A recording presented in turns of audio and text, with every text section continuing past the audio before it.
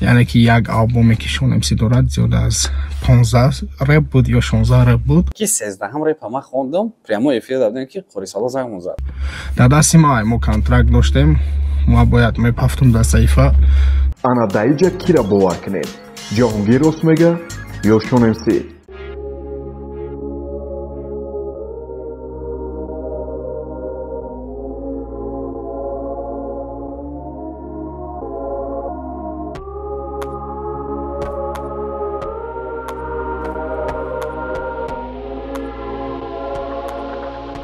салом алейкум мухлисони репи тоҷик дигар мухлиси репам намондаё не ки ба ҳар ҳол ҳаматонда саломатӣ сарбаландӣ хоҳонем реп паймода рафт ё ки реп дигар пул намета барои ҳамин реперо баҳс кардан репхонира ё ки баъди баҳс кардани шонемсӣ мирғи дили реперо мурд шояд не ки чӣ хеле ки мо санҷиш кардем шонемсӣ репа баҳс накардай ва ҳатто 50% тасдиқ карда мешавад ки шонемсӣ то ҳозира реп хондестай биёед ман шумода баъзе чизҳоро мефаҳмонам нишон медиҳам ва шумо худтон хулосотонро бироре ҷаҳонгир як видео кард ки ман пешаи ҳаҷ рафтани шонемсӣ як албомша харидам ки зиёдаи 15-16 репай ва ӯ репо дасти мадай ина хитон бинем. салому алейкум мардум мехоҳам камтар оиди шонемсӣ гап занам пеш аз сафари хонаи худо мо хати шонемсӣ контракт доштем یعنی که یک آلبومی که شونمسی دارد زیاد از 15 رپ بود یا 16 رپ بود زیاد از 15 رپ بود یا 16 رپ بود زیاد از 15 رپ بود یا 16 رپ بود در دست ما کنترکت داشتیم ما باید میپفتم در صحیفه و در همین ویدیو در کامنتاریش ما یک کامنتاری دیدیم که یکی از شاگردانی بهترین شونمسی و دو درچم بگیم خطا نمیکنیم ماریو را ببینیم چی نوشته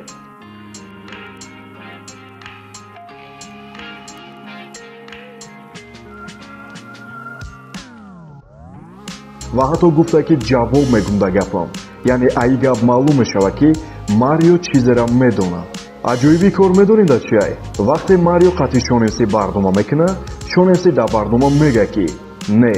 جهانگیر 15-16 رپ در دستش نیست обши ҳамагӣ 13 репай ва 6 таша дора ҷаҳонгир тамом мондагиш дасти ҳасандай ҳасани соҳиби студияи фрибойсай то 24 абд ки 13 ҳам реп ма хондам прямо эфир дадем ки қорисало зангмон зад гуфтем ки реп тамом мо мерем ҳаҷ шумо 13 реп хондем о 13 репи хондагӣ ма дорум 13 репа додагӣ ша гушка чиқари 6 таш ёки 7 таш сводка дошт вош без сводка дасти ҳасан дад ана даиҷа кира бовар кунед ҷаҳонгир рост мега ё шонемсӣ якташ мега ки 15-16 репиш дар дасти май яктаи дигараш мега ки 13 репаю не ки 6 таша дора ҷаҳонгир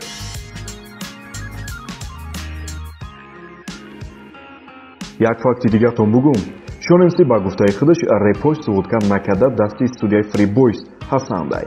не ки чӣ ба даи реп номи студия алиш мешавад чото номи студияи реп дар душанбе продакшн мега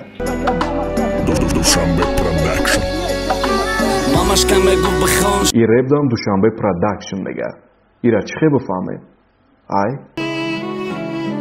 душанбе продакшн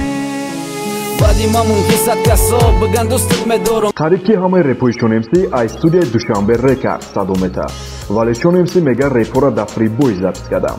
вош без сводка дасти ҳасан дад ман гӯшатаи тоқӣ мекардам репи чира сар медоду ки просмотри миллион гарантӣ дошт репи фаластин медонем барои чӣ шонемсӣ репи фаластин нахонд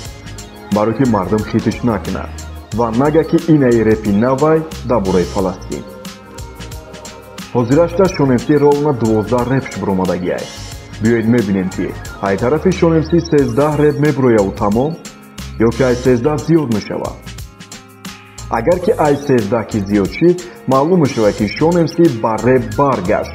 ва ҳамаи репҳои гӯш кардастен репҳои навшай ва ҳозирам гуфта мешавад ки ҳамин 12 реп ҳамаш навай барои ки шонемсӣ ҳам дар инстаграмаш авиакасаи роҳи сафеда реклама мекунад ва ҳам дар ютубаш ҷаҳонгир дигар кор надорад ки рекламаи шонемсӣ гирифтагира дар репҳое ки харидаиш рекламаш кунад тамоми репҳош дар рекламаи авиакасаи роҳи сафед задагиай ҳозирашда ҳамиқа факт баҳсай вақт худаш нишон метиҳад давом шавад боқӣ саломат бошед чанд факту далели дигар оиди дигар реперорам ҳаст лайк монем видео дар рӯзои наздик меброяд бо факту далелҳои нав.